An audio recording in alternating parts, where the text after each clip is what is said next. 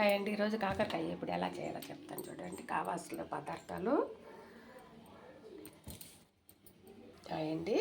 Oil వేసాను, ఆవాలు వేసుకుంటాను.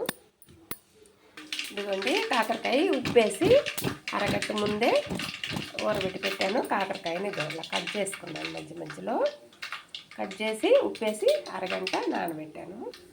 చూడండి ఆయిల్ అయిపోయింది. కాకరకాయ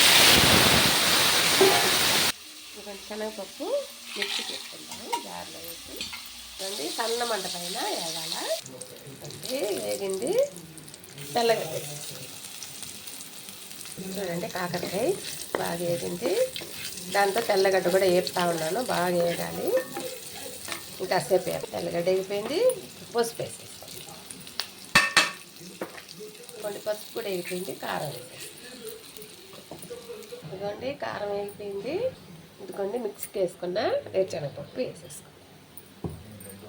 ఇదిగోండి కాకరకాయ ఎప్పుడు రెడీ అయిపోయింది. బాగా ఫ్రై అయిపోయిందండి. శనగపప్పు వేసి చేశాను. శనగపప్పు పొడి నచ్చితే లైక్ కొట్టండి, షేర్ చేయండి, సబ్స్క్రైబ్ చేయండి. నమస్తే అండి. చూడండి కాకరకాయ ఫ్రై.